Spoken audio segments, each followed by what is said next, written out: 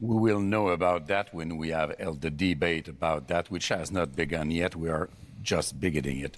First, we are hearing very creative numbers, and we are being fed nonsense. And we will be back to it in a few minutes. But energy, trade, commerce is from south to north or north to south. And it's true in Quebec also. In a little more than 3 years, Donald Trump won't be in office. And there will be not one more pipeline having been built once we get there. So let's be serious, responsible, and we will be back with the numbers.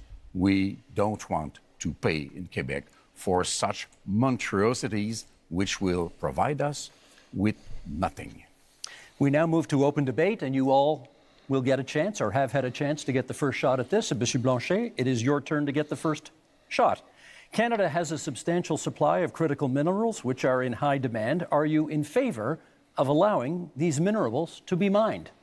Of course, it has to be done properly.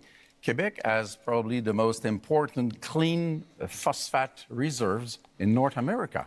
In Saguenay-Lac-Saint-Jean, it is very important. It has to be exploited. This is the best way to use Paul Saguenay as an infrastructure that we need. We have lithium. Everybody needs lithium. Transportation has to be taken from oil to clean energy. This is what we want to be working on. It is part of the specifics of Quebec economy. So we are in favor of that. But we don't want to pay for the $30 billion which have been spent on oil and gas by the Liberals last year. It's $7 billion from Quebec. We don't want to pay for the $40 billion which have been spent by the Liberals on Trans Mountain. It's $9 billion from Quebec. Those are $16 billion of which not $1 has been spent in Quebec to develop a lot more power and wealth for Quebecers with our own money. We need to let the leader of the Liberals respond. Well, actually, I was going to pick up on the enormous opportunity that exists in Quebec, exists in Ontario, exists in the north of Canada, really exists across this great nation in terms of critical metals and minerals. We are have one of the biggest resources in this country. And it's not just an enormous economic opportunity, it is a strategic opportunity for Canada. So we have to make a decision, not just to develop it, but how do we develop it and who are our partners for it? Do we become more dependent on the United States, which is what they want? By the way, President Trump this week said he might put a tax on critical metals and minerals, just showing again the unreliable. If I may, and so the discussions to negotiate. If I may finish. Let's let him finish. Let me finish. So the opportunity includes in Europe and includes in Asia as our partners. Last point. In order to get it done, we'll put in place a first and last mile fund. So these projects are connected to road and rail so they can go quickly to market. And we will have all of the other fast tracking measures in place that I talked about earlier in terms of capital, timing, approvals, so that we can move quickly, we can be stronger at home, better. Always with the approval of Mr. Singh has the floor. We should absolutely take advantage of the fact that we've got incredible amounts of critical minerals in our country. And the way we do that is with any energy project or any project of this nature, make sure it's got the local community buy-in. It creates good jobs in communities, make sure we are meeting all our environmental needs, and we work with Indigenous partnership. And so I absolutely agree with that. I want to build on something Mr. Blanchet mentioned about the investments that this country has made. What I found very troubling is that the past number of years, the Liberal government record is one where we have spent the most subsidies compared to any other country in the G7 on subsidizing oil and gas. These are highly profitable companies. You voted I think that's for the it. wrong thing to do. We fought against it again and again. No, you voted and then for the it. Liberals have continued to do it. And so my question really to Mr. Carney is, will you commit to ending oil and gas subsidies? Yeah. We should be using that to invest in people, not giving it to highly profitable oil and gas companies. Yeah, we talk. I promise Mr. Polyev the next, we'll come back and get that question answered. Mr. Polyev. Well, Mr. Carney, you point out that Donald Trump has a wrong-headed idea of putting a tax on our mines and our industry. And that is wrong. But so do you. You want to apply a massive industrial carbon tax on Canadian mines Canadian steel mills, Canadian aluminum plants. You want to let them just pollute as Canadian much as they oil want? and gas. And your idea is to double the tax that Trump is applying by hitting them a second time. This will do nothing for the environment. It will actually ship our jobs south of the border, Mr. just Poilievre's plan is let them like pollute as much as they President want. Trump Not a good wants. My plan is to bring that production home here to Canada. For example, I will give a tax credit to low-emitting Canadian industry like Quebec's aluminum, for example, or British Columbia's natural gas, so that we not only bring home the production, but we do it below global average levels of emissions, so that we actually help the environment while bringing home the jobs for our people We have to let him at the finish. same time. That is a sensible, pragmatic approach that puts us in charge of our economic destiny so we can stand up to the Americans from a position of strength for a change. They Mr. want to let Carney, them we've pollute got. as Hang much on a as they second. want. I want to give you a chance to speak to Mr. Singh's criticism about oil and gas subsidies and Mr. Poilievre's criticism about the industrial carbon tax. Okay, I'm going to make 3 points. I'll make 4 if you want me to respond to that, but I want to make 3. The first is that I answered this question last night, but I think the puck had already dropped in the Canadians game, so not everyone heard it. Yes, end to oil and gas subsidies. That's why you need New Democrats. Secondly, I would have done it independently. Secondly, recognizing that the biggest component of that was the cost of building Keystone. Keystone, which is the pipeline which has helped to increase oil and gas oil exports rather by 50% in this country, that is an asset of the people of Canada. We own it. And the question of what to do it. So it's not a subsidy that has disappeared, it's actually an asset of Canada. Let me make a third point, though, in terms of where the oil and gas industry, and particularly the oil industry, wants to and needs to go, which is to become low carbon in the production and transportation of oil. One of the big projects we need to move forward with is carbon capture and storage, the Pathways project, so that we have oil and gas that is competitive, not just today, 10 years from now and 20 years from now, as the world uses less. We want to have more market share. We need to do Mr. Carney, by very that. definition- My government will move that. But by definition, a subsidy isn't when we buy a pipeline. I'm talking about subsidies that go to oil and gas companies. Independent, separate from the country, oil and gas companies. That's what I'm talking about. The figure you quoted last night included the cost of the pipeline. Do you want to There's address billions his of point? dollars we're spending. We got to stop spending. Sorry, can we get you to address his point about the industrial carbon tax? How much will the industrial carbon tax add to the price of a car? So the first thing I want to say is I'm going to address the broader point. The broader point is the entire absence of a climate plan from Mr. Poilievre, which, by the way, is going to put our industry and our country at a disadvantage as we're looking for new trading partners. Guess what? Most people want to deepen our partnership. Carney is... They're not, you've made progress. Second thing is, we're designing a program so that the big polluters pay Canadians at home for making responsible climate choices, for retrofitting their home, getting their emissions down, or improving otherwise. And that is smart climate policy. It's better for the big polluters, and it's better for Canadians. Pierre Poilievre. Mr. Carney didn't answer my question. I asked how much would an industrial carbon tax on Canadian steel add to the price of a car? And he won't answer because he knows that it will be very expensive because there's lots of steel in cars.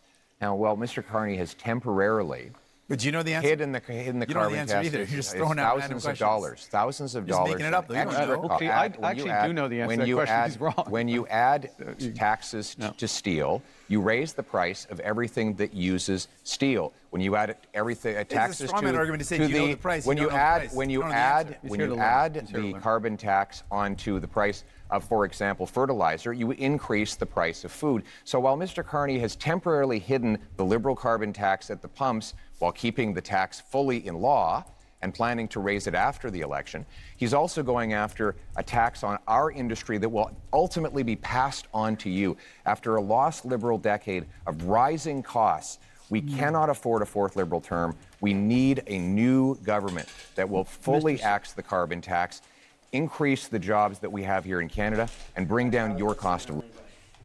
Do you think climate change is still a priority from Canadians? You're out there. What are you hearing?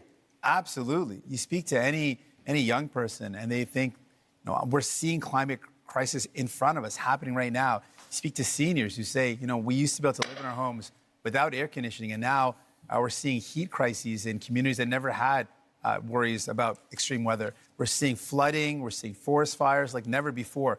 We are living in a climate crisis. So Canadians are absolutely worried about it. As soon as we come into a summer, we start seeing those forest fires again. It's top of mind for Canadians because they're living it, they're seeing it.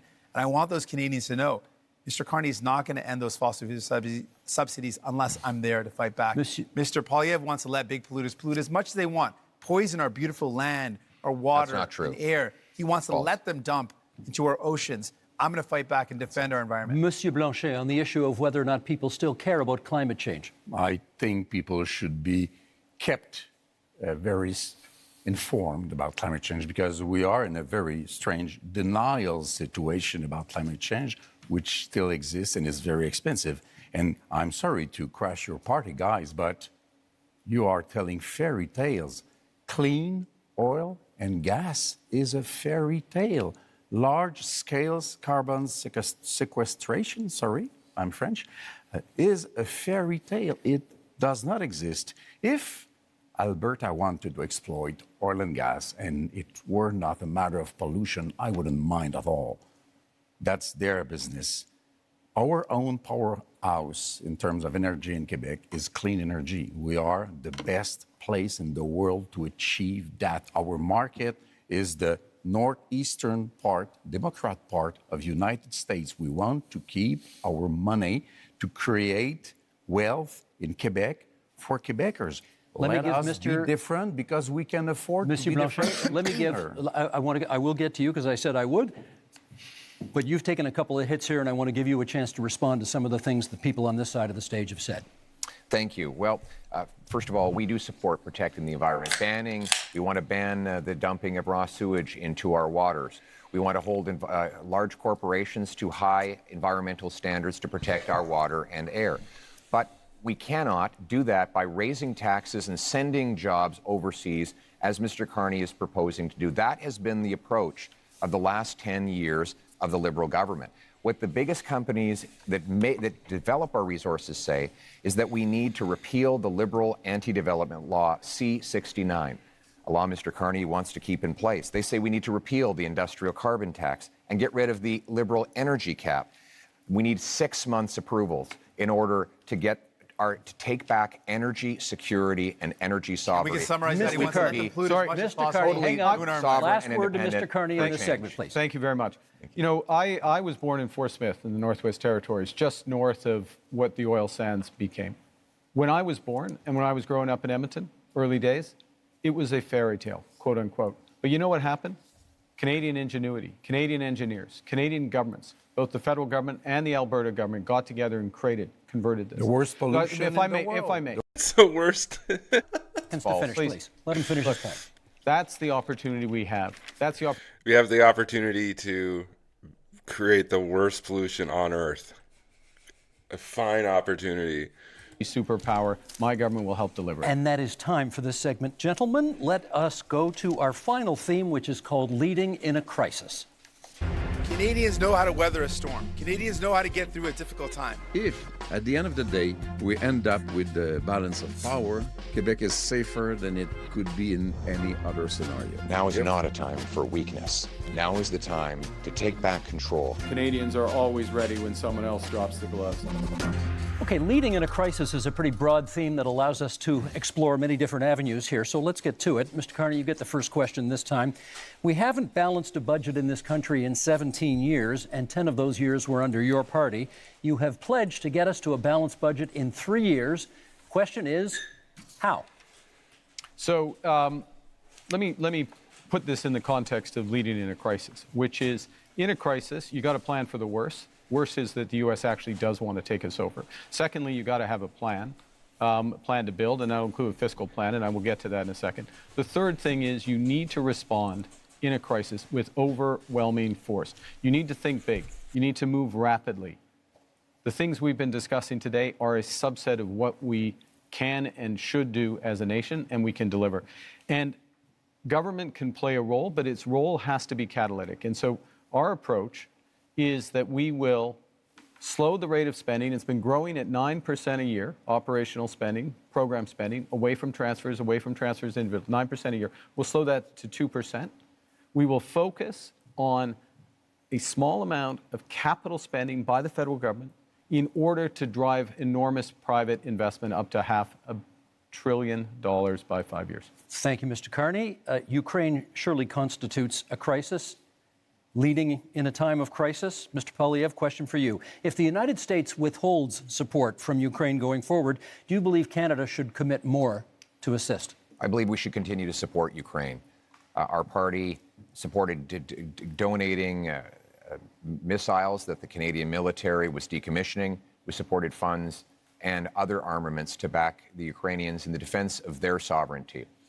We also need to rebuild our own Canadian military because For a point of contention, they voted against the bill to support Ukraine because it had a carbon tax connected to it initially. Since the Cold War in Canada, CFB Iqaluit. We're going to double the size of the Arctic Rangers and fill the vacancies in our Canadian armed forces. We need a change to rebuild our military, which has been so disintegrated under the cuts and the mismanagement of the last 10 years. But we can have a change because we have the best soldiers, sailors, and airmen in the world, and they will have full backing from my government if you give me the honor of becoming Prime Minister. I may come back to that one in the open forum because I'm not sure we got an answer about Ukraine on that one, but okay. Well, going on. Monsieur Blanchet. The answer was yes. We'll get more details, perhaps, as we go forward. Monsieur Blanchet, given the U.S. trade war, should any talk of a referendum on Quebec independence be put on pause? That one is easy. It will happen only after the negotiation is over, and that's a good thing. I want to say I support the idea. We must help Ukraine, but we also must help the civilians of Gaza, and we must destroy Hamas, which is a terrorist organization. You know what? I don't want to be the leader of Canada. You will understand that. I don't want to be Prime Minister. But I can offer to be a partner, a responsible partner, a collaborative partner. If Quebec is respected in its differences, in its aluminum industry and lumberwood industry and culture and French language and values of secularity of the state, which is the price to be paid in order to have real equality, then if we are respected, we will be a partner, and then even Canada will be stronger in its negotiation against Donald Trump. This is what I am offering. Respect us. Mr. Singh, I watched last night's debate. You seem very eager to talk about healthcare, so let's talk a little more healthcare right now. You have made many promises on healthcare. If a province says to you, we'll take your money for healthcare, but not your conditions on how to spend it, what do? We've got to negotiate. We can't be giving away money without clear conditions.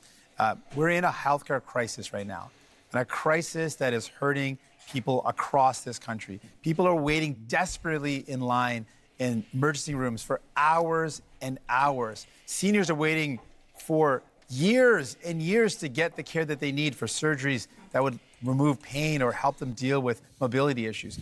We're in a serious crisis. Healthcare workers are burnt out. They are overstretched. And what we're seeing is more and more privatization, and that is hurting our public universal healthcare system. So we've got to fight back against it. We cannot allow our public money to go to a for-profit private clinic lining the pockets of a rich CEO or investors instead of going towards care. We need to make sure that we are investing in solutions where care gets to people, not profiting those at the very top. And so that's my commitment. I'm going to fight to make sure we defend our healthcare against the threats of Americanization and privatization. Okay, we now go to open forum debate, and perhaps, Mr. Poilievre, you get the first word here. This might be a good time to put a little more flesh on the bone of what you think Canada could do for Ukraine if the U.S. backs out. Yes, and my answer is that we should continue to support Ukraine. We don't need to follow the Americans in everything they do. When they're wrong, then we will stand on our own and with other allies. And with respect to Ukraine, that of course includes support with intelligence, equipment, armaments, but it also includes defunding Putin right now.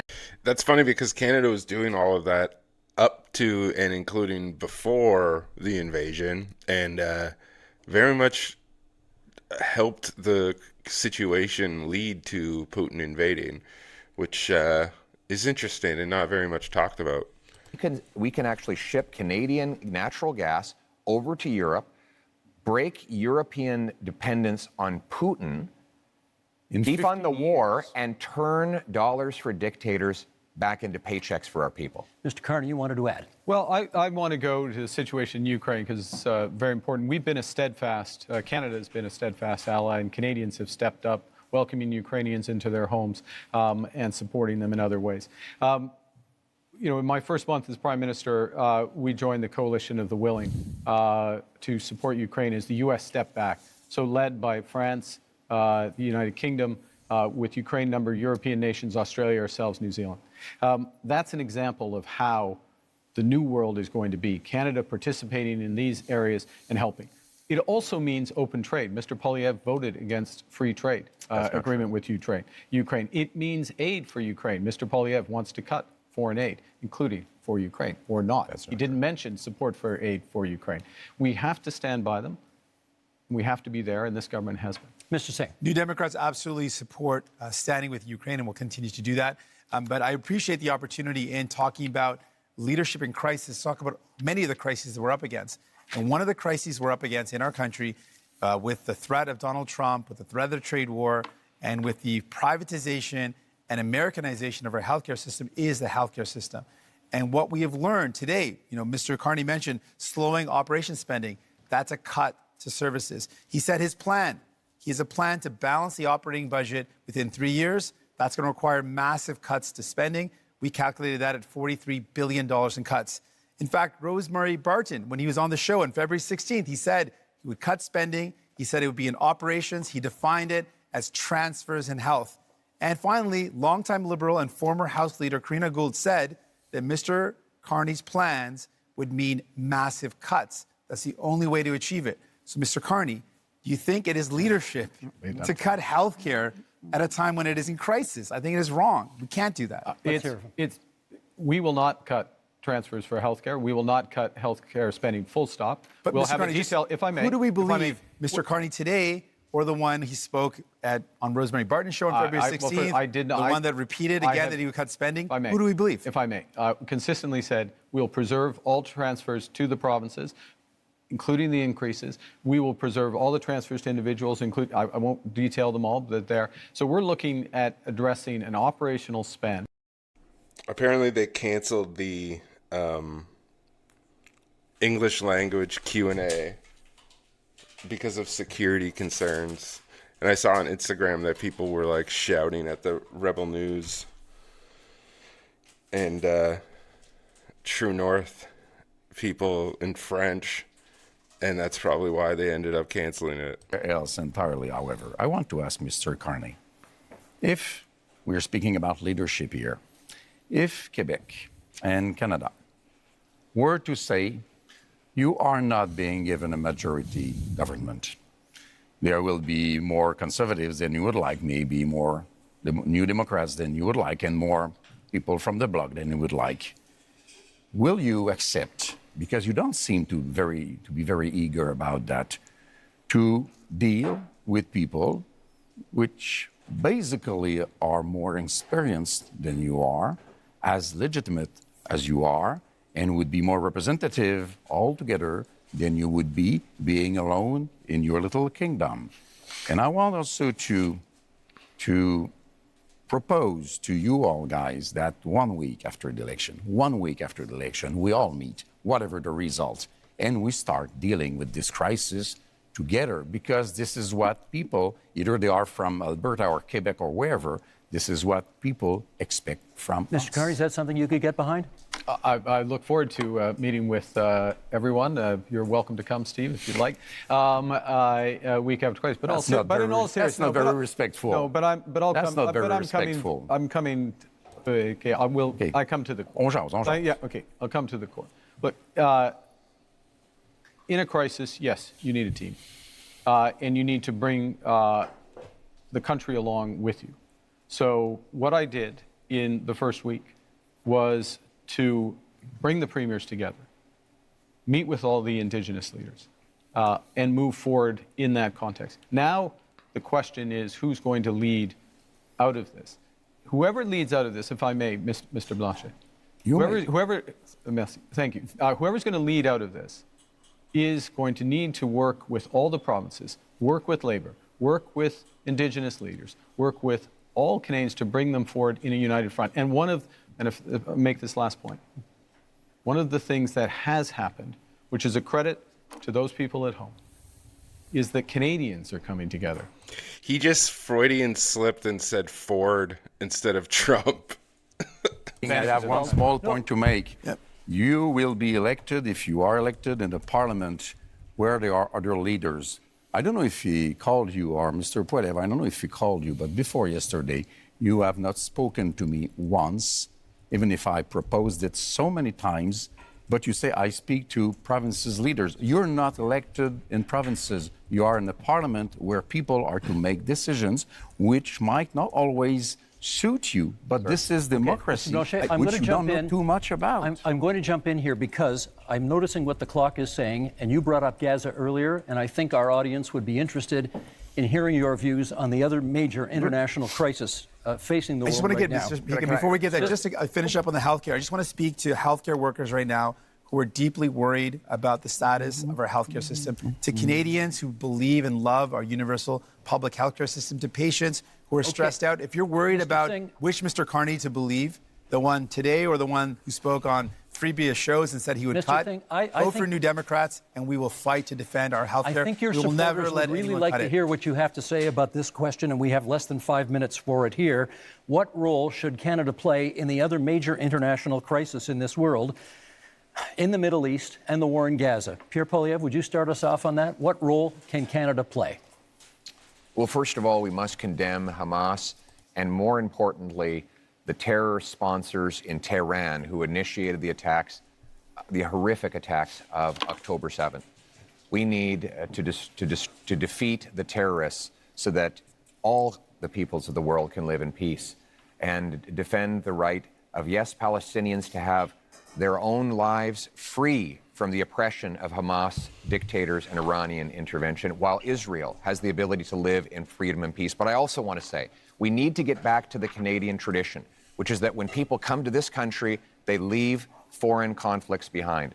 The rampaging riots targeting Jewish communities is utterly unacceptable, and it points to the growing chaos that we see on our streets after 10 years of incredibly irresponsible liberal policies, of weak borders, of dividing people into groups, of saying one thing to one group and the opposite to another, dividing and conquering. We must end that division and unite our people so that everyone... Creating conflicts abroad that we have a direct connection to, and then telling people that are victims of those conflicts to leave it there is deeply fucking xenophobic. To have that freedom.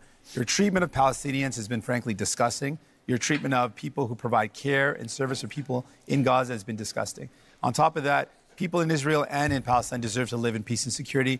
And Mr. Carney, to date, you've not acknowledged that what's going on in Gaza is now clearly become a genocide. It's important to call things out as they are, and you've not done that. Mr. Carney.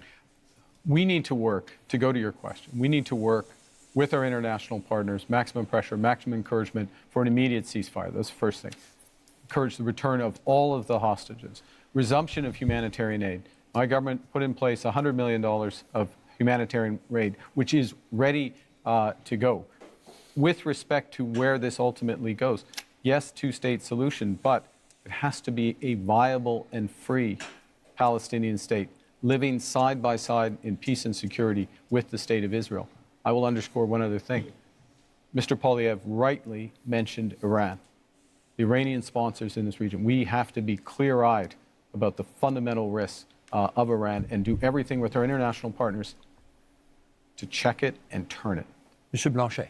If we are to work together, we will have to be consistent. The Jewish community in Quebec and Canada is harassed by a very little minority of radical Islamists. And we don't do so much. The law in Canada says that... For every good thing that Blanchet says, he says like 3 shitty things. Against another people, if they can be hidden behind a religious motivation.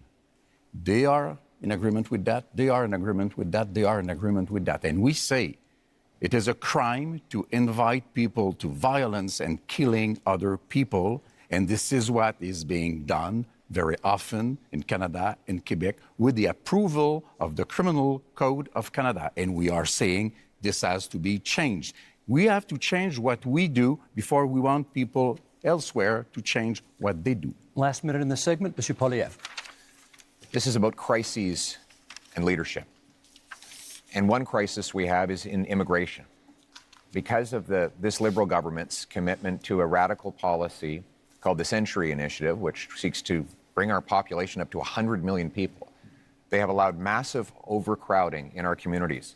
That has caused housing shortages, job shortages, Don't blame immigration and for healthcare the shortages. fault of your government. And if I could, the fact that you did sorry, not I didn't invest in interrupt housing, you. I did not built interrupt 6 you, homes. sir. I did not That's interrupt wrong. you. Don't It is- blame I do not people. blame. You're If I could, failures. Let him finish. I do not blame immigrants. I blame the Liberal government, which brought this policy on. And Mr. I mean, it's foreign capital that's making housing expensive. Not crowding. That's fucking absurd. Fraud in the temporary immigration system and ensure that the people who come here can arrive in numbers that we can house, employ, and care for. That's how it always was, and that's how we're going to restore Thank it. you, Mr. Poilievre. That is our time for this segment. Those are our 5 themes, but we are not done yet. We are entering the next section of our debate tonight, what we're calling the leader's choice, something a little bit different. Each of you will get the chance to ask a question, any question, of any other leader. You can then debate the answer, and each one on one will last for 3 minutes. So, Mr. Singh, you have the first option here. Who do you want to ask your question of? Mr. Carney. Go for it. Mr. Carney, as chair of Brookfield Investments, your company is one of the biggest tax dodgers in Canada. As chair, you approved decisions where Brookfield Investments bought up affordable homes, kicked out the tenants, and jacked up the rates. As Prime Minister, one of the first things you did was a tax cut that helped out mostly millionaires. And you have a plan to cut services for people. Now, I expect that of Mr. Pierre Poilievre and the Conservatives. That's very much a Conservative plan. But my concern is that doesn't sound like what people want for a Liberal leader. So my question to you is, Mr. Carney, whose side are you really on? Thank you very much for that question, Mr. Singh. I'm on the side of Canadians. I'm in this for Canadians. I work for Canadians. But your track record doesn't show that, though. No, I have a track record of public service for this country. Go back to something Mr. Blanchet referenced earlier, which is have I resolved any crises? We're in Quebec. If you ask anyone in the finance industry, if you ask anyone in government in Quebec in 2008, they'll know that I resolved the biggest crisis in Quebec. Yeah. You won't have fun. On y va. Good, but 60 million But of may dollars. I, This in is for these fairness, two only. with Mr. This is Singh. for these two. Mr. Singh. Yes, I have had a long career in the private sector. I'm proud of that career. I've always acted with integrity, and it brings me I don't know about with that, bud. experience that I can apply But no one's in this questioning your moment, integrity, in moment sir. of crisis. And you certainly have served the country. But the problem is, who have you served? You've served to benefit those at the very top. You jacked up the price of homes for people living in affordable homes as a strategic decision. You dodged taxes. And then your decisions as Prime Minister show you're not prioritizing people, but you're prioritizing big business, billionaires. So what have we done as a government directly? So we've gone directly to workers using all of our proceeds from the tariffs, committing all of them for workers, the workers most affected in But the industries. employment insurance isn't high unlike enough. others. Unlike others. Hey, yeah, that's right. Boost employment insurance immediately. Are The amount focused of on. the EI is not high enough, though. You have to accept that. I agree. There will be additional programs. I am fully confident that the next government, whatever government is formed, or certainly if I'm in the next government, we will make additional programs. But you didn't do that for so those far, workers. though. Well, I can't. You could have. You couldn't, given that we're in an election process. You could have increased the amount, though. May I make a core point here, if I may, which is that when you think about workers here today and people watching at home, particularly younger people, there is an enormous opportunity in the trades, in the skilled trades. We are going to build this country in a way that has not been seen before. We are literally talking about hundreds of thousands, not jobs, but careers But I think in the people are trade. worried, Mr. And Carney, that's that- why we're investing in apprenticeships and mid-career But I training. think people are worried, Mr. Carney, if New Democrats aren't there to force Liberals to make sure they remember about people they will forget. Gentlemen, that is time. Thank you for that. Monsieur Blanchet, you have the next question. To whom would you like to put it? Mr. Carney, you avoided quite, I would say, skillfully the questions of Mr. Singh. But first, let me correct something.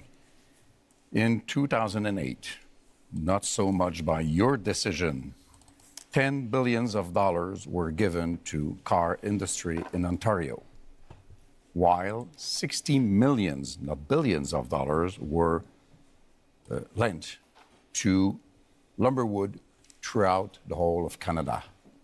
I don't believe that's the right way to manage a crisis, since you did not recoup the money from the car industry. Then, you have been the manager of Brookfield. It's supposed to be a green investment fund, but we now know that 50% of the investments of Brookfield is in fossil fuel. It's not so green. You seem to want to support oil and gas industry. That's interesting. You want to support prefab housing, and it's also in the investments of Brookfield, but not in Canada. You want to support nuclear power, smaller reactors, which are more dangerous, by the way, and Brookfield has investments in Westinghouse. You have hidden the money of Brookfield in Bermuda and Cayman Island, $30 billion. Billions of dollars lost for Canada. Mr. You Blanchet, are you gotta having give me your some time to answer. taxes being paid by families, workers, elders in Canada and Quebec instead of paying your own taxes. So I want to know, will you, before the election, reveal all the details of your assets, as Mr. Singh has done, as Mr. Poiliev has done, and as I have done? We have a right to let's know let him answer. under those circumstances. Let's let him answer. Well, the first thing is I want to say a word about. I'll say a word about Brookfield. You know, this is a Canadian success story. It is the largest infrastructure investor and developer in the world. It is one of the largest, if not the largest, developer of renewable power in the world. And who benefits from that? That's Canadian pensioners. That's Quebec pensioners. That is China. Teachers. That firefighters. It is. I actually have to agree with Carney on this one, because what Blanchet fails to understand is that those small reactors are not fission reactors, they're fusion reactors, and they're actually not more dangerous, and they're highly cutting edge. So he's wrong. And of course Brookfield would be deeply invested in it, because they're probably also they probably own the patents as well. Monsieur Blanchet, we're moving on to Mr. Poiliev now, who has his opportunity to ask the question of whomever he'd like here, and that will be? Mr. Carney, but if I could Look him up. begin by setting the stage. The choice in this election is, after a lost Liberal decade of rising cost and crime and a falling economy under America's thumb, do we want to elect them to a fourth term? Or do we want to change? Change so that you can Is that a afford food question? and homes. Change so that you That's not really a question, my guy. change so that your paycheck grows faster than your cost of living. Change with a new conservative government. Because Mr. Carney is not change. Mr. Carney, in 2020, it was recorded, you began advising Justin Trudeau. It's still on the Liberal Party website today that you are Justin Trudeau's economic advisor. They might want to update your website on that. On June 3rd of 2021, you said that inflation would be a sign of economic progress. And you advised governments, including Justin Trudeau's, your Liberal government, to print money, which led to the worst inflation crisis in a generation. Now, that means that mothers went to bed with empty fridges and empty bank accounts, worried how they'd feed their kids, that seniors worried they'd be evicted from their homes, that young people believed they'd never be able to own a home in the first place. Now, in retrospect, you look back on the Liberal decisions that you advised Justin Trudeau to take, will you look at the camera in the eye and apologize to the many people who suffered as a result of the inflationary policies that you advised Justin Trudeau to implement? You know, I said earlier, but I'm going to say it again. I know you want to be running against Justin Trudeau. Justin Trudeau isn't here. Are you denying you were his economic advisor? I did not provide any of that advice. I did not provide any of that advice. It's on the Liberal Party website. I'm sorry. Are you accusing your Liberal Party of lying about your role? Because it says today you can go to the Liberal Party website now, and it says that you were Justin Trudeau's economic advisor. The way you judge someone, in my view, is how they act, what they do when they have responsibility. Twice I was a central bank governor. And in both cases, if I may, in both cases when I was responsible for inflation, inflation was less than 2%. I'll add that when I was here responsible for the Bank of Canada, inflation was less than 2%. Our dollar was at parity. That is the kind of success that I can deliver for this country coming out of this crisis. And what is at stake here? You were the economic advisor to Justin Trudeau that gave us the worst inflation that we have had in a generation, because the policies that you implemented and those of the... Chrystia Freeland was the finance minister at that time. Carney wasn't advising her. The last 10 years has been about the Liberals. The next 10 years should be about you. And that's time. That's what he just said that about to Carney. The last 10 years are about the Liberals. The next 10 years should be about you, Mark Carney. Actually, I'm going to ask a question which has been troubling me. And it's troubling me because, you know, we are in a very dangerous and divided world. Who is it to? I'm going to ask a question of Mr. Poilievre. Why not? We're in a dangerous and divided world. We talked earlier about the challenges in the Middle East, the threats from Iran, threats from Russia, Russia's aggression in Ukraine. We have the threats from China, which I raised. We have the United States, which is fundamentally changing its security relationships, its commercial relationships. We have all this. And in the context of that, everyone on this stage, Mr. Blanchet, Mr. Singh, myself, we have our top secret security clearance. We have our top secret security clearance. I got mine within 3 weeks. It wasn't hard, but I felt it was important that I had it so I could be in a position to be informed about that dangerous world and take decisions at.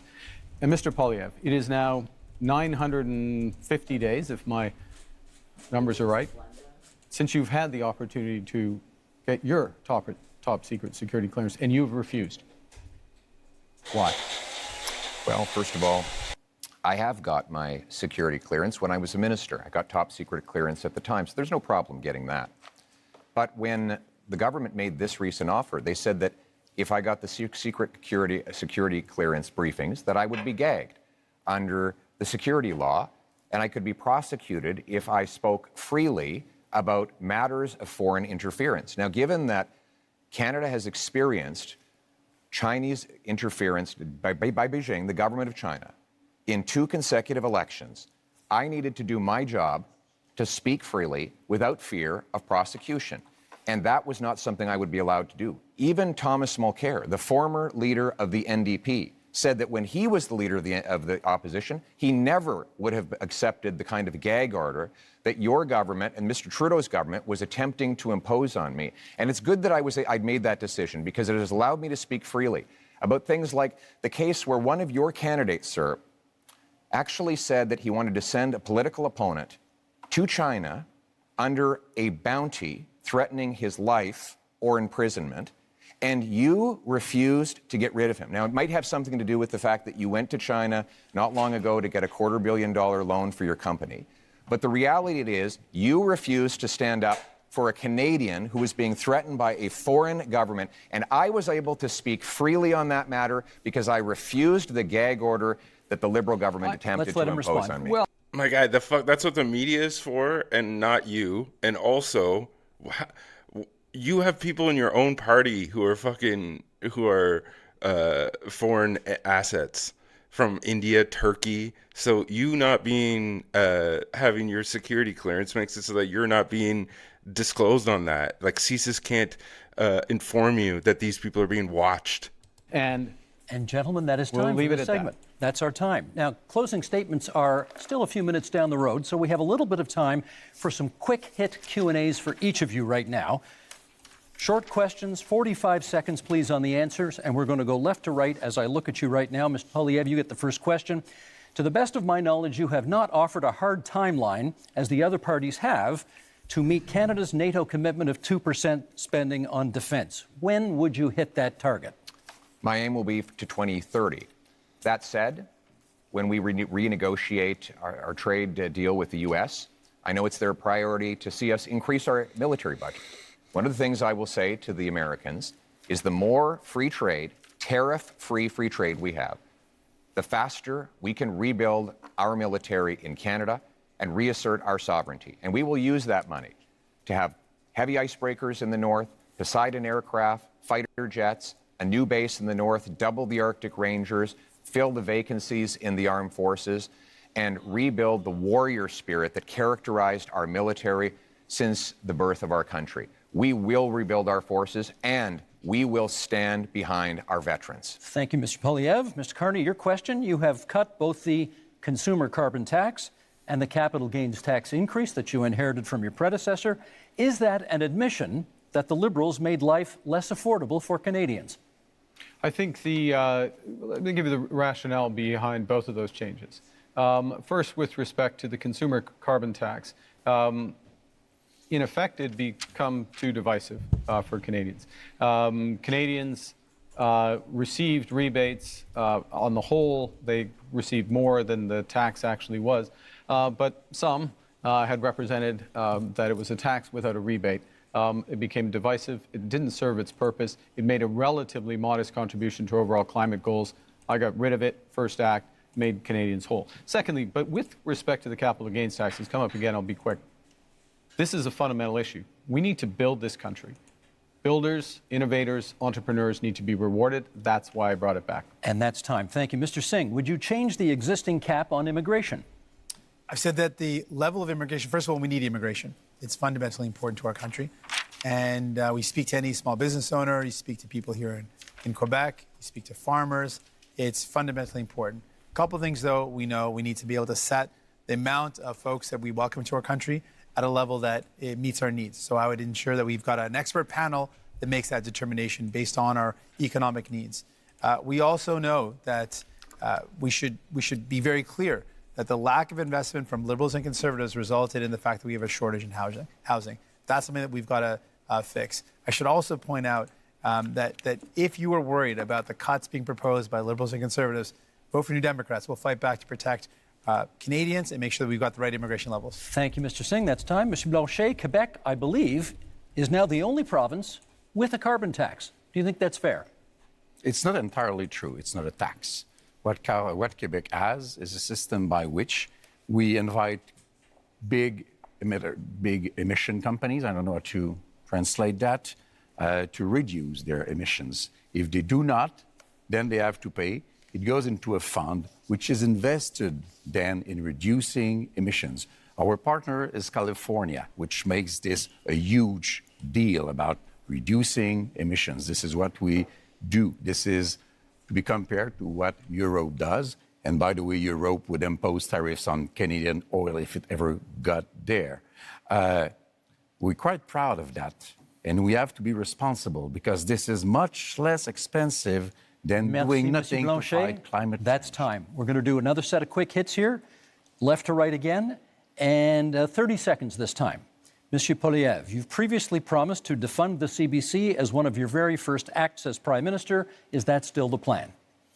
Yes, CBC will continue to operate as a self-funded, Canadian-owned and controlled non-for-profit that raises money like other media organizations through sponsorships, subscriptions, advertising, licensing fees, and countless other things that will ensure Canadians who still want to listen and view its content will be able to do so. And at the same time, we'll allow freedom of the press so that everybody has their voice heard and they can make their own decisions. Thank you. Mr. Carney, the next question to you, 30 seconds. Would you remove some of Canada's legal tax avoidance loopholes that companies that you have worked for have used? Look, I think that what we need to do is undertake a comprehensive review of our corporate tax system and do that on the basis of the right principles. We've got to have fairness, transparency, sustainability, and competitiveness. So we need a tax system, a corporate tax system, including being part of a international minimum corporate tax through the OECD. And that is time. Mr. Singh, the question for you is, if you hold the balance of power after this election is over, what would your price be to support another party? We've laid out our priorities. We want to make sure we bring down the cost of groceries, build homes that people can afford. I can also tell you that we would defend CBC, unlike Mr. Poilievre, who wants to cut it, and we would close tax loopholes and offshore tax havens, even though Mr. Carney didn't respond to that, and selling stocks and shares to make profits and then having less taxes on that is not hard work. And so those aren't the job creators. The people who are job creators are the hardworking men and women that contribute to our economy. Thank you, Mr. Singh. Monsieur Blanchet, kind of the same question. If you hold the balance of power in the next minority parliament, if it is that, what would be the price of your support? Respect for Quebec. That's quite easy. I don't want to go against what Canada wants to do for itself, but I don't want Canada to impose an economic vision or a multiculturalist vision on Quebec, which is different in terms of language and values and secularity and equality between people. So I want to be a partner, and if Quebec is respected, Canada has nothing to fear from the bloc because we vote for what is good for Quebec. It only has to be good for Quebec. Thank you, Monsieur Blanchet. Now, we have one last question for each of you. We'll go right to left this time as I look at you. Bit of an offbeat question. Mr. Blanchet, what is your biggest regret during this campaign? That's a very good question. I'm not very fond of regrets, I would say, but we should have started sooner to see that we had to create the environment for a deal in which Quebec and Canada would be, one bigger than the other, but partners to be stronger in front of Mr. Trump and showing that maybe nobody here is the partner to let go alone without being surveyed or controlled or supervised by a Quebec voice. Thank you, Mr. Blanchet. Same question, Mr. Singh. Your biggest regret of this campaign? Not being able to meet as many people as I would love to have. It's a short campaign, and so I can't get to as many communities that I wanted to. I think one of the honors of my job is to be able to meet people and to hear their stories, and then to take their stories and concerns and bring them to Ottawa and to fight for those people. And so I want you to know, even if I haven't made it to your community, I'm going to fight like hell to make sure that you're represented, that we never let any government cut our health care, that we defend the values that we care so deeply about. We make my life more affordable. That's my commitment to you. Even if I didn't get to see you, that's my commitment. Thank you, Mr. Singh. Mr. Carney, same question. Biggest regret of the campaign? To be honest, it's the same answer. This is an astonishing country. It is an amazing country. And the opportunity and the responsibility that comes with it of being with Canadians, hearing their stories, their challenges, drawing strength and ideas from them, and working to be part of the solution is the greatest honor of my life. But the regret is that it is also a big country, and it is a short... Shut up. Pakin is running this like it's a fucking... look at the time. He's running this like it's a TVO form and not a federal election debate. Jagmeet has spoken 10 minutes less than Carney. Stories and learn their struggles. And that was always touching to me, that they would put their faith in me or in any of us. Yeah. But we've been in such a rush because we have to get off to the next event, so we haven't been able to stop and do that. And Poilievre is so fucking disingenuous when he tries to act empathetic, and then the only way that he seems relatable is when he takes off the veneer and tries to relate to Carney. And Mr. Singh, you get the first word on a closing statement. Certainly, thank you. Because you voted for New Democrats, we were able to build this country that we love. Universal health care and pensions, because you voted for us. Because you voted for New Democrats, we were able to fight to bring in dental care, pharmacare, and childcare. Because you voted for us, because you supported us. You have the power with your vote to send more New Democrats to Ottawa, to continue that fight, to make sure that no government cuts the things that we hold dear, like our health care, to ensure that we can do everything possible to make life more affordable by making it more affordable to buy your groceries and to get a home. I'm asking for your support in this election so that I can continue to fight to defend the things that make Canada, Canada, the things that we hold dear, the things that make us proud to be Canadian. Thank you, Mr. Singh. Mr. Carty. We are facing the biggest crisis of our lifetimes. Donald Trump is trying to fundamentally change the world economy, the trading system. But really what he's trying to do to Canada, he's trying to break us so the U.S. can own us. They want our land, they want our resources, they want our water, they want our country. We're all going to stand up against Donald Trump. I'm ready. I've managed crises over the years. I've built strong economies. We will fight back with counter tariffs. We will protect our workers and those businesses, and we will build. Carney is doing the George Costanza, like just act frustrated, and it looks like you're doing a good job, because I've streamed him do that speech 3 times now. This is the 3rd time I've seen him say that shit. A bit more. You have tried to have them become Canadians like all Canadians. But to no avail, we are different. So let's be economic partners. Let's have a voice chosen by and for Quebecers, an ally for Canadians as equals in front of Mr. Trump. I agree with that statement. Get to this stage. I was born to a single mother and adopted by school teachers who raised me to believe in the incredible Canadian promise that anyone who worked hard could do anything. That promise feels broken today. Many of you worried about paying your bills, feeding your families, or ever even owning a home. You're worried your kids are in danger. But I'm here to say it doesn't have to be this way. With change, we can restore the Canadian promise so that hard work gets you a beautiful house on a safe street under a proud flag. We can do it with hope for a change. Gentlemen, thank you for a very spirited debate tonight. 2 quick points before we go. Number one of you celebrated your 60th birthday yesterday on this stage. Yves-François Blanchet. Secondly, you'll notice we didn't have to change the time of this debate because the Leafs already clinched the Atlantic Division title, and therefore we didn't need to move the debate to accommodate a hockey game. I'm getting back at my colleague who was in this position last night, and okay, go Habs go, that's fine. With that, we're done. Thank you, leaders, for being here tonight. We are just 11 days from Election Day, April 28th, but there are many ways that you can cast your ballot starting tomorrow at advanced polls. If you intend... Somebody I follow on Instagram just made a meme that says, Leaders Debate Commission, we can't manage the questions in a press scramble. Leaders Debate Commission, so we canceled the questions. Problem solved. So much for being with us tonight. I'm Steve Paikin. Good night from Montreal. Thank you. Enjoyed that. Okay, so I didn't see the entire debate, so I'm gonna wait a little bit and then see what they do here. If they're gonna, probably gonna go to the National, I imagine, and then depending on what happens, then I'm gonna go back and watch the beginning because I missed the beginning of it. Debate, the final debate before voters have their say in this election. And thanks for joining us. I'm Adrienne Arsenault. That building right behind me is the Maison de Radio-Canada. Inside is where the leaders just faced off.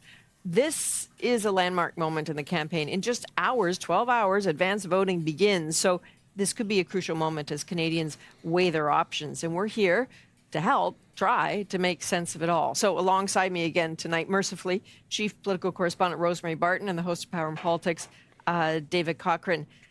So we just had a gander at that, 2 hours. What did you think? Cops are outside, tons of police outside.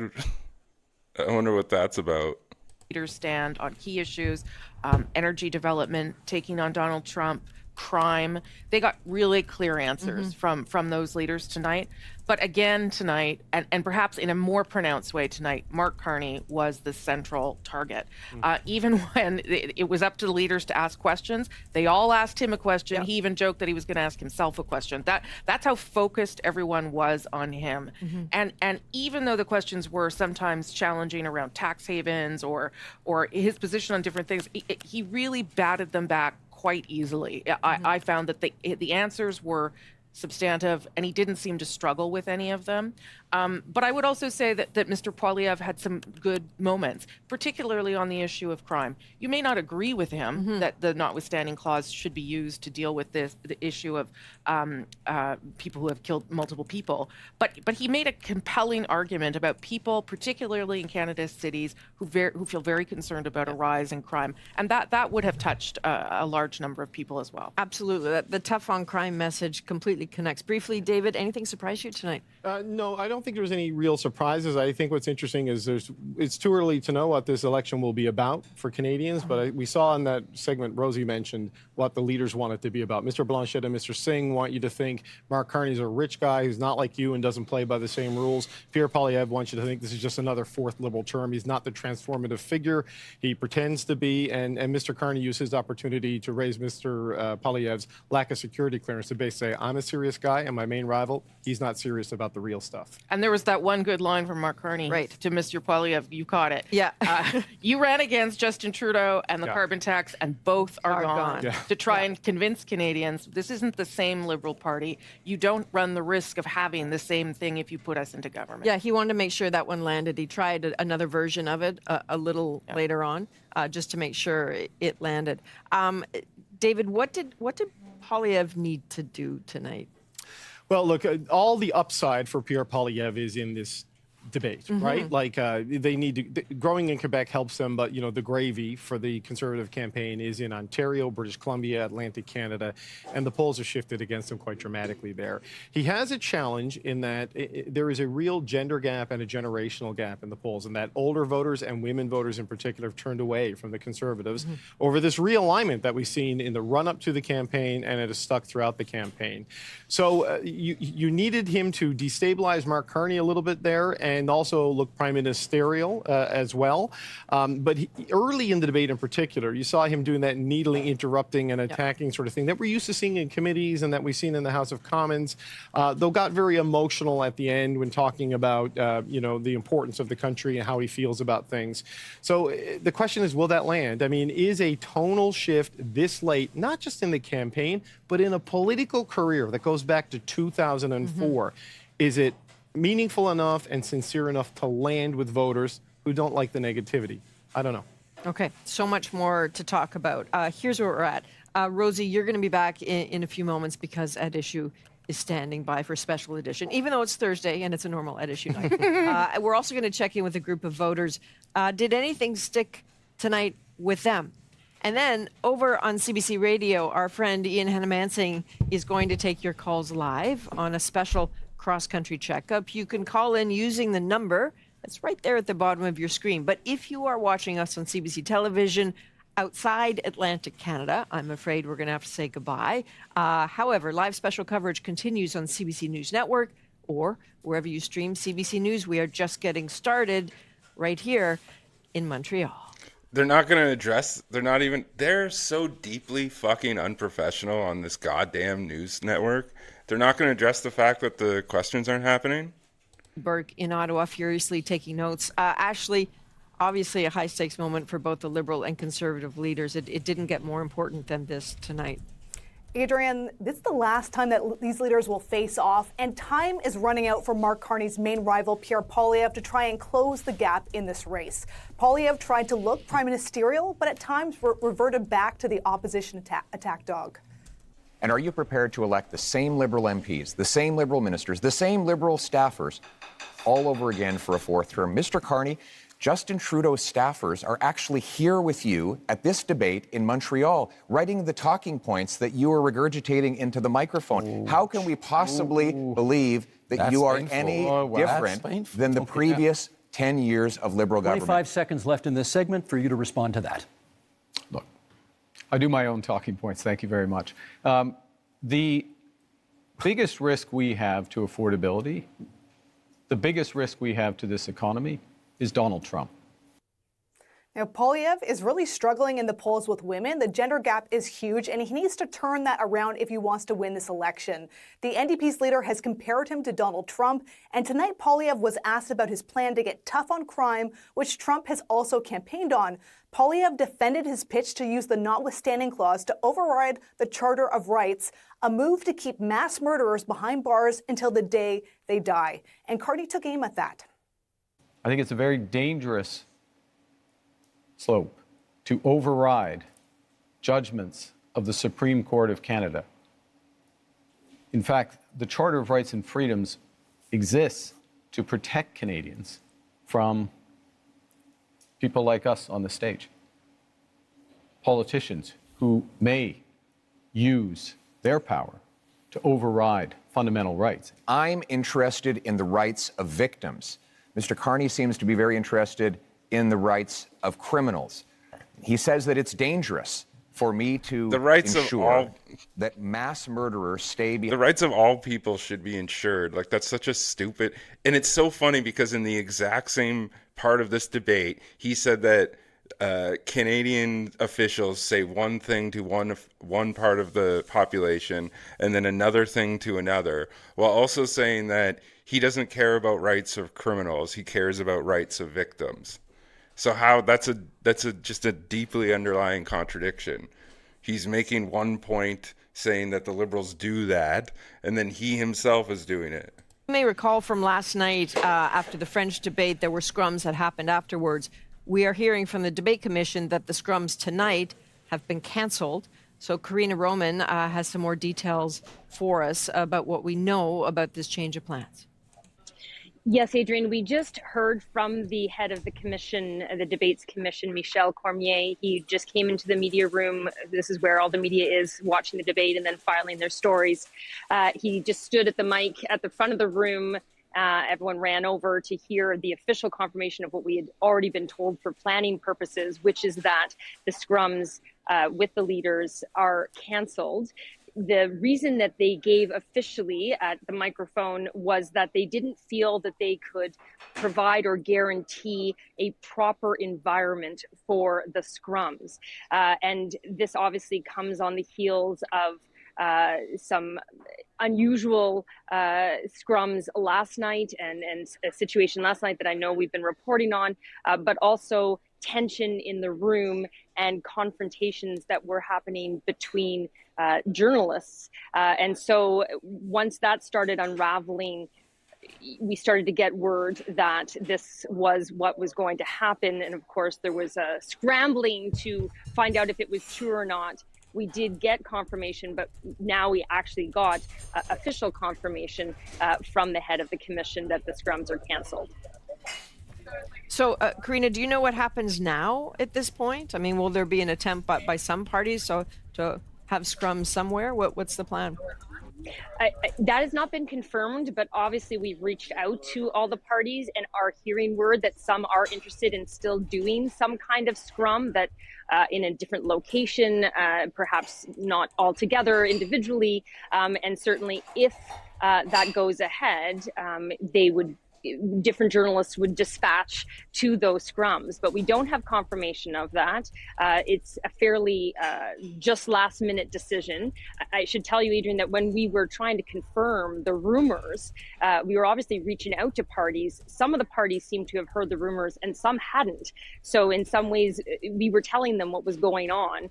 So they now have to scramble and see, can they find a location and figure that all out at this late hour. And so we need to figure out, and they need to figure out whether that can happen logistically. But if it does, for sure, journalists will go and ask questions and bring that to our viewers when we can. So, Karina, just one last thought, just because people at home may be wondering, why are people still there then? I presume people are just filing their stories and hoping somebody else is going to go to a microphone. I don't know how much hope there is, to be honest. I think people feel like they're pretty certain that that's not going to happen. Although there was an altercation between journalists at the microphone earlier. There certainly was one earlier at one of these media tables. And before that, there was another one, because there is a lot of frustration with these scrums being canceled, that cuts off access to journalists who want to ask questions on behalf of Canadians about what we saw in the debate, about points that were raised by the leaders, and now that isn't going to be able to happen, or at least not easily and not here.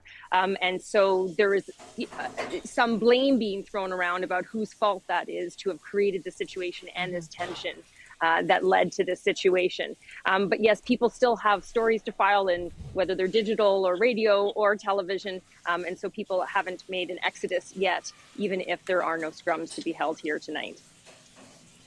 I hear that. Lots of work to do. All right, Karina Roman from inside the Maison de Radio-Canada here in Montreal. Thank you. All right, so let's get back to the substance of what we did here. Well, can I just pick up on Karina, if I can? Yeah. Absolutely. There are, just so people understand, there are a series of police officers stationed behind us to make sure that we remain safe and that the media get out safely. They were not altercations between journalists inside the media room, and there was no altercation between journalists that happened on David's set. These were right-wing people that publish their own agenda and websites who confronted journalists inside the media center, who confronted David on his set, who directly and personally confronted me inside the media center. These are people that the commission decided to accredit, and that is where we are now. The situation deteriorated quickly in terms of how those people were behaving inside a professional media center where you were supposed to be doing your job. And that has left us with no scrums and a strange security situation on a night where we should be focused on the things that you want to ask us about. It certainly didn't look like this just last one night. point on that. We are inside a secure perimeter. You have to go through screening processes that involved the RCMP. This set we were on, they came in with bomb-sniffing dogs, searched our bags to make sure everything was safe. That's to make sure the leaders are safe and everybody in here is safe. And for whatever reason, the way this evolved throughout the day and yesterday, the Montreal police are here putting up caution tape, escorting people out. And the leaders of Canada's 4 parties who were able to participate in this debate, because they, what was the phrase? Didn't feel they could provide or guarantee a proper environment. They're not going to take questions from journalists. And look, I know not everybody thinks it's all about us, but it is an important part of the ritual of elections and democracies and accountability. And it is part of the stress test that these leaders go through as they seek to lead this country, you know, and spend your tax revenue and make laws, and some serious things being discussed here tonight about criminal justice and using the notwithstanding clause. These are all things that require a serious and mature debate, not financially motivated stunts. And this is where we've ended up in this election. With every It's absolutely disingenuous for David Cochrane to be taking this stance as if they're like victims. Yesterday they didn't even clarify the fact that someone said outright genocide fucking denial on their national airwaves. So maybe if they had a little bit better journalistic standards, things wouldn't have devolved the way that they did. And for them to just sit here and play the fucking victim is absolutely absurd. You guys created this situation. You are the ones who fostered this fucking environment. Like, it's on you completely. So you fucking little weasel, David, like... intended to follow up on some of the things in the debates, right? To ask more pointed questions. Solidarity to everyone who disrupted and made it so that the media, the fucking far-right agitators, couldn't ask their genocide denial questions full of fucking racism and transphobia on national airwaves, because that really didn't have any place. And the CBC 1,000,000% fostered that environment. They have no fucking place for claiming to be the victim in this. Lev and Mr. Carney have promises around removing the GST for homes to varying degrees. But one of the things that Mr. Carney said was, I am also interested in creating rental properties, affordable housing. I want to do things in a different way. I think Pierre Poilievre's approach to government, I know, is that there be less government, that the market can sort of sort things out. And so the policy he's designed is intended to do that, to hope that developers will come in, to hope that buyers will find homes, because there will just naturally be more if there's more incentive to build. Mr. Carney's is a little bit of both of those things, I would say. And if you're thinking about, okay, well, how is my kid going to afford a house in 5 or 10 years? You also need to think about whether there'll be a house to own. Right. And so the supply issue for the Liberal Party seems to be as important as the trying to get things going. Yeah, it's interesting in this somehow housing has become a federal issue over the last number of years when, quite frankly, mayors, city councilors, and premiers have really gotten off the hook for the role that they have played in this, either by not freeing up land, not changing zoning policy, or in their unwillingness to raise property taxes on existing homeowners. They jack up development fees and bury all of those costs into the mortgages of new home buyers, and inevitably just making the starting point of a house before it's even built so high, it has made it inaccessible to people. So it's going to take the federal government, whoever wins this election, to use the power of its treasury and the moral suasion that you can bring from the bully pulpit of the Prime Minister's office to get movement on this. There are ideas there, like the housing accelerator and the tax incentives, that is going to require, that is going to unlock things. All of the parties have a blend of ideas that can work here. One of the challenges working against this, though, comes back to the skilled labor challenge.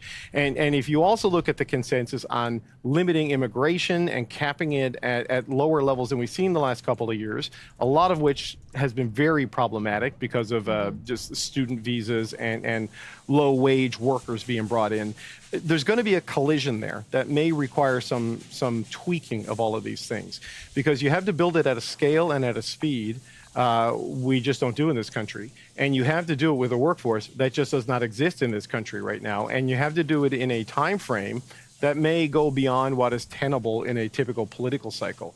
So whatever force multiplier you can bring to it after this election is going to also be challenged by what focus you can bring to it after this election, once the trade renegotiations and the entire recalibration of the continental relationship on economy, on security, on defense, and on integration, and the pivot to Europe and Asia and all these other things, it's an enormous challenge. And Pierre Poilievre really tried to make this a key part, right? Like, is food cheaper and our houses cheaper than they were? They absolutely are not. Now, there's a bunch of reasons for that. Money printing is not one of them. It's something we can talk about later if we want, but it is going to be an enormous challenge for how you function after this election. Yeah, to your point, he a few times he threw out the figure 350,000 young trades workers to help build. Yeah, that is 2/3 of the population of Newfoundland and Labrador. That's more than the population of Prince Edward Island, right? That's a lot of people. All right, we'll get back to you shortly. For the people who are just joining us, clearly we're coming to you live from Montreal tonight, where the major party leaders just competed in the only English language debate ahead of the April 28th election. Now, in the past few weeks at the National, we've been traveling the country a bit, talking with voters about what they need from their next government. We were in St. John, New Brunswick, Brampton, Ontario, Medicine Hat, Alberta, Yellowknife, Northwest Territories. In each place we went to, people talked about the need to keep an open mind and a desire to follow these debates carefully. So we had an idea. Tonight, we thought we'd have a reunion of sorts, a reunion for me at least, bringing together people from all across the country. So in St. John, we have Anne McShane, in Brampton, Chris Vickers, and in Medicine Hat, Emma Bice. It's really nice to see you. I know you haven't met each other. It feels like old home week for me seeing you.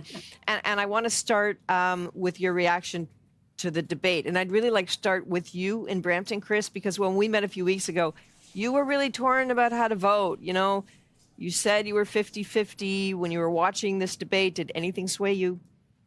I'm going to say it swayed me towards Liberal. He was very well spoken, and he never, ever interrupted where everyone else did. That's annoying. What a great thing to be the thing that dictates whether or not you vote for one person or another. I'm going to vote for the person who doesn't interrupt. Very clear. You were very clear you're voting Conservative, but also very clear that you wanted to hear the debate. And I'm curious why and what you were listening for and what you're thinking tonight. Well, for the debate for me, it only goes so far. I feel like, when you have a job, you get a job interview, but then you have a probationary period after. It's because the interview is a minimal view of who that person is and how they will work. And I feel like that is what the debate is an actual. Did they siphon conservative talking points of this person? Watching it was very interesting. It was really good to hear all the points that everyone made. But for me, the actual job interview we've seen from the Liberals has been over the last 10 years. And they have failed immensely at their job, in my opinion. And even with years and years to fix their mistakes along the way. And I felt like actually the Bloc Québécois leader, he had very good points in there. And I actually really liked everything that he kind of had to say. He actually reminded me of Danielle Smith in the sense that he's standing up for Quebec. And I thought that was really cool to hear. And people in Alberta are so fucking daft that they don't understand that, like, Blanchet is standing up for Quebec because Quebec is a bijudicial legal system that doesn't need to abide by all of Canada's rules. You in Alberta cannot do that. That is not what would ever happen. You cannot have a non-federalist Alberta-only party. You fucking clowns. Opportunity for me to kind of test my own resolve, my own decision-making up to this point. I enjoyed watching the debate, and I liked kind of how they went at each other on a few topics that I wasn't as certain on. So I enjoy kind of how they dug into some of those topics, like housing. I enjoyed that. I enjoyed the pipeline debate, surprisingly. But yeah, no, I feel good about my vote. So that was good news. It's always an opportunity to kind of test yourself to see if you're and a bit of a gut check, I guess, to see if you're on track. Yeah. It's a bit early for buyer's remorse, though. I mean, I know. Well, we'll see what happens. Watching, I was like, am I going to have buyer's remorse on this? But no, I'm good. Yeah. Okay. Chris, I think of you when we talked, because you're an auto worker, right? You have a ton of concerns. And I know you said you were, soothed by the tone of what you saw, but what didn't you hear tonight that you were hoping to hear? I think I heard everything I wanted to hear. The Liberal Party didn't answer every question properly, I guess. Pierre Poilievre was going on about change. I think people have heard that so much. And I honestly think people want that. I want that too. It's funny because that change vote doesn't work and it doesn't correlate the same way. So, like, by doing a call to action for change, well, the guy that's on the fucking stage is not the same leader that they had previously. You're just asking people to shake the dice and to give a 33% minority, and that's what's going to happen. Wants to hear. The French guy, I don't even know why he was there. Okay. Well, he's there because he meets the criteria. But he's not there running because he for meets prime minister, the criteria. At least he was smart. No, but it's about percentage. It's about having sitting MPs, and it's about percentage of in the poll. So he meets two of the three criteria. It's like why the Greens weren't there, because they did. That's not even it. Like, can you please just give the actual history, you all fucking complete ignorant morons? They opened very shortly, and I think, unlike Anne, most Canadians haven't voted yet, and I'm curious what you want Canadians to think about as they go to. Why would you even entertain such a notion? The guy who just said that literally boosted the Bloc Québécois fucking 2 points by saying that. Decisions. So I think it's good to check yourself and run through the platforms again. And McShane. Which really aligns with me, and which do I think should align with me based on my emotional reaction. When I was leading up to it, I put my thoughts. I wanted to gut check myself, and I put my thoughts through and my priorities through the vote. Canada is full of people named first name Mick first name. First name Mick something different first name. I am one of them. my gut actually did align with what I feel my priorities are for Canada. So I'd say test yourself a little. Don't just go with your emotional response, because that's the easy out. Yeah. Okay, head, nod, heart. 30 seconds to each of you. Emma, let's start with you. Well, I think going to the polls, it's important to realize that Carney has many of the same policies, pretty much all of the same policies that were brought in prior to him in the Liberal Party. And they're the ones that are hurting Canadians. It's just absolutely not true. This girl is has rehearsed talking points, and she's talking like a fucking an athlete that's being questioned. Like, yeah, we played a good game. We came out hard. It was a good effort, and yeah. Of a solution to get Canada going back to the right direction. We logically need a bigger change than that, which would be to give another party a chance to see what they can do for Canadians, in my opinion. I honestly believe any party is more deserving than the Liberal Party. They're admitting that we've been hurting, we can't afford food, can't afford housing. They admit that they have brought all of that on. They've been in power for 10 years, but they say again, this time we will fix it. When is enough going to be enough? We should all know by now that the Liberal Party doesn't deserve another shot, and I hope that people see that and go to the polls and vote for any other party. Okay, Adrian, do your job, bud. Okay.